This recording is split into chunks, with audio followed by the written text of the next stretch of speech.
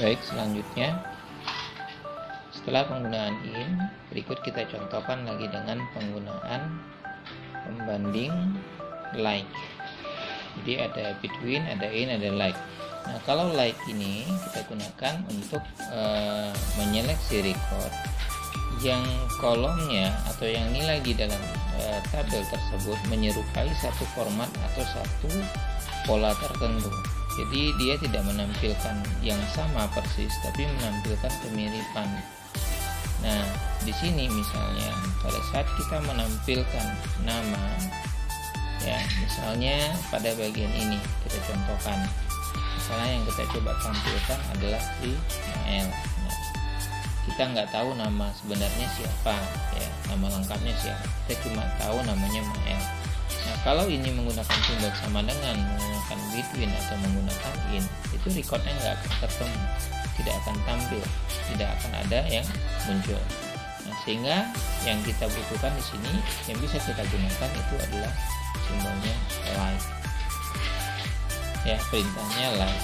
Nah, setelah like di sini kita bisa menuliskan pola yang kita inginkan. Ya, polanya bagaimana cara menulisnya? Dengan menggunakan tanda kutip seperti ini. Ya, lalu menempatkan simbol persen ya sebagai perwakilan dari karakter yang tidak kita ketahui. Misalnya kita nggak tahu Mael ini depannya apa, nah kita bisa gantikan dengan simbol persen. Ya, kemudian kita jalankan. Nah, barulah di sini akan tampil nama Ismail. Ya, kalau misalnya kita cuma tahu nama depannya atau karakter di depannya, di belakangnya kita nggak tahu. Ya, misalnya kita cuma tahu namanya depannya ada isnya, misalnya is. Nah, kita nggak tahu is apa gitu ya. Misalnya. Nah, kita tempatkan simbol persen ini untuk menampilkan record yang dimaksud.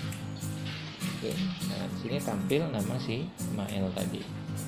Ya, misalnya lagi kita cuma tahu nama tengahnya, misalnya apa ya? Ya, misalnya kita cuma tahu nama dia Ale. Nah, misalnya seperti ini.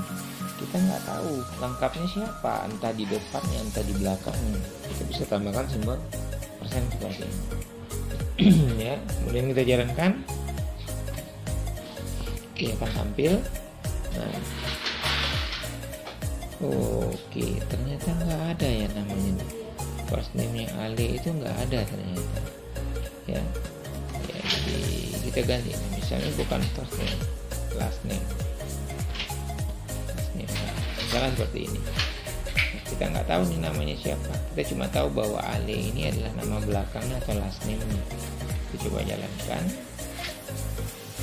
Oke, itu kelihatan wallet ya. Jadi diambil dari kata yang di tengah. Jadi simbol persen itu bisa kita gunakan, ditempatkan di bagian manapun yang kita mau. Ya, di tengah, di kiri, di kanan, menggunakan 1%, 2%, 3 simbol persen, ya tergantung dengan kebutuhan kita.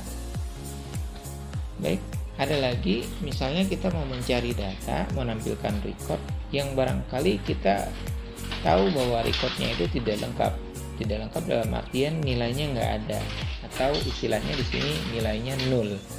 Nah, kalau nilainya 0, maka dalam perintahnya kita cuma menuliskan nama kolomnya, kemudian diikuti dengan perintah 0 tadi. Misalnya kita coba cari di sini di tabel ini siapa saja orang yang tidak punya departemen. Mana departemen ini kan kita ketahui bahwa departemen itu sama dengan divisi atau bagian di mana si karyawan tadi ditempatkan. Nah, kita coba di sini where kolomnya departemen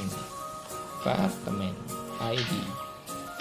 Nah, yang kita cari yang tidak punya atau 0. Nah, di sini perintahnya adalah is 0, yang tidak punya. Ya, kita jalankan. Oke, perhatikan, nah muncul satu orang yang namanya Kimberly Grant. Ya, kita perhatikan ke kanan. Nah, ini kelihatan departemen ID-nya 0 atau tidak ada. Ya, jadi itu tadi 4